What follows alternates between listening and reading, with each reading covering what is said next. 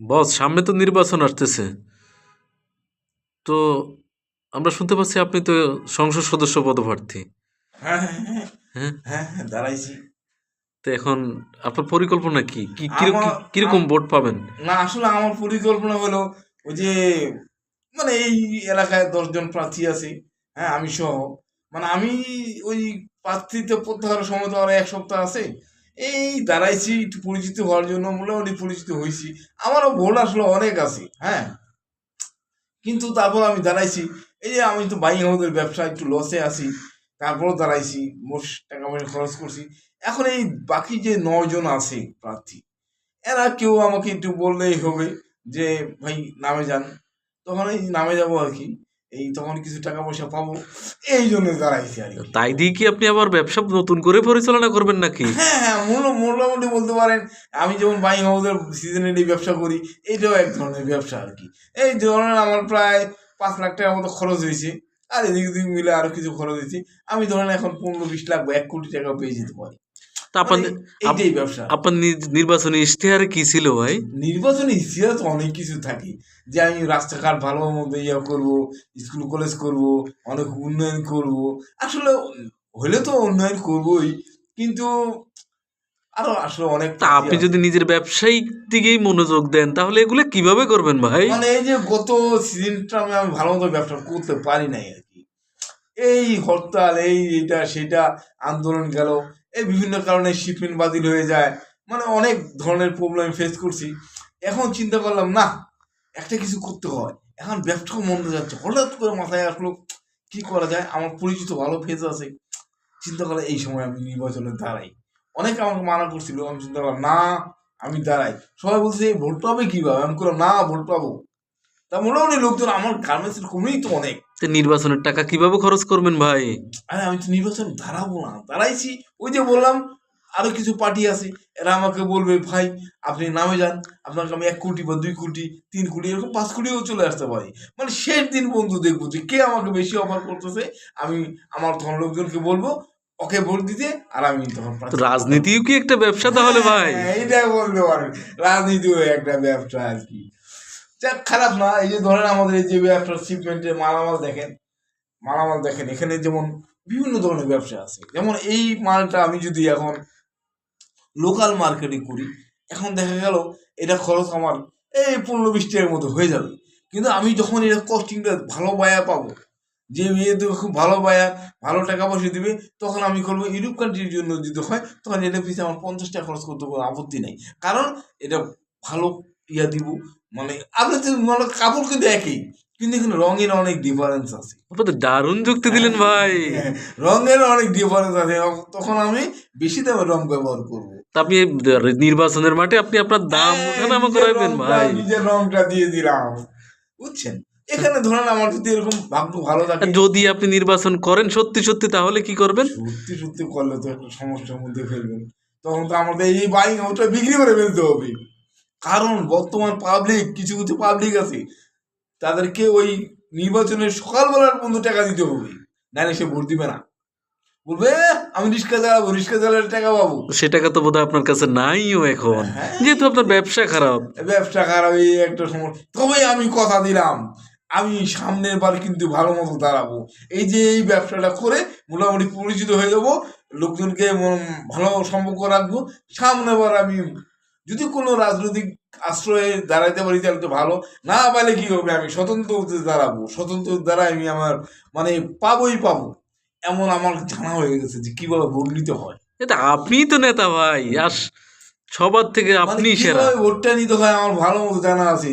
মানে যখন রাত, মানে যেদিন ভোট হবে তার ঠিক মানে 2 দিন আগে আমার প্রতিটা কেন্দ্রের সামনে 2-3 করে হোটেল থাকবে, বুঝছেন। এই হোটেলগুলোতে খালি স্লিপের ব্যবস্থা করবো। মানে ওই লোকজন যাবে, ওখানে 500-1000 করে পাবে, আর সাথে সাথে খিচুড়ি বিরিয়ানি খাবে, দিয়ে ভোটটা আমি পাবো।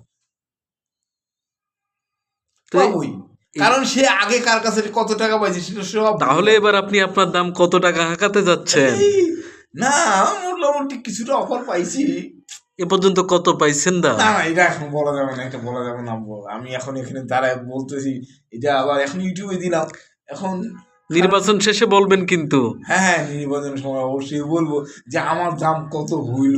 যদি দেখি যে আমার দাম দর্শক কিন্তু সেই অপেক্ষা করবে। হ্যাঁ, যদি দামটা বেশি পেয়ে গেলাম তাহলে মনে করবো সামনেবার আমি মনে করেন সিলেক্টেড, মানে আমি আপনি কত টাকায় বিক্রি হবেন সেটা কিন্তু দর্শকদেরকে পরবর্তী হ্যাঁ হ্যাঁ নির্বাচন অবশ্যই বলবো। পরবর্তীতে আর বলতে আমার হবে। যারা শুভাকাঙ্ক্ষী আছে তাদেরকেও কিছু খরচপত্র আমি দিব, কারণ যেহেতু আমি এই তাদের উৎসাহিত দাঁড়াইছি। হ্যাঁ, তা মোটামুটি খারাপ না, ভালো দামেই পাবো মনে হয়, ভালো দামেই বিক্রি হবো। এ ভাই গরুর হাটের মতো হয়ে গেছে যে।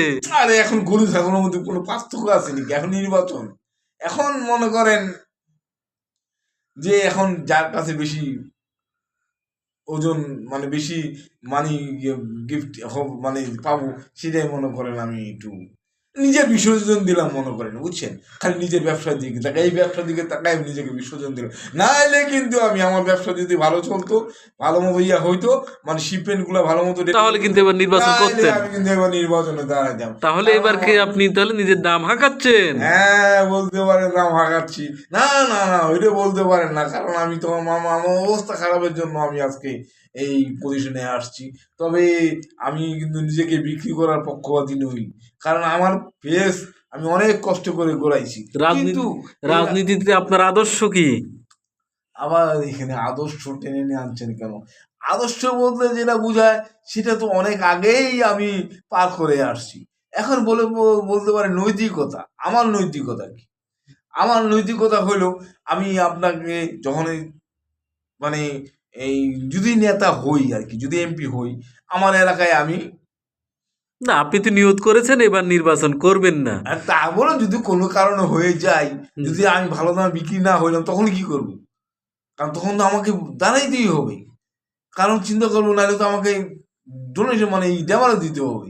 তখন ধরেন ওইটা দুদির কাম ধরে রাখেন, যদি আমি তখন নির্বাচিত হয়ে যাই, তখন আমার এলাকায় প্রথম কি করবো জানেন?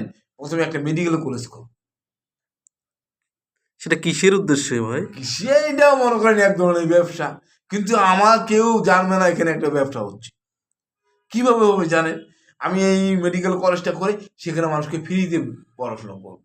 সবাই হয়তো অবাক হয়ে যাবে, আরে ফ্রিতে মেডিকেল কলেজে ভর্তি!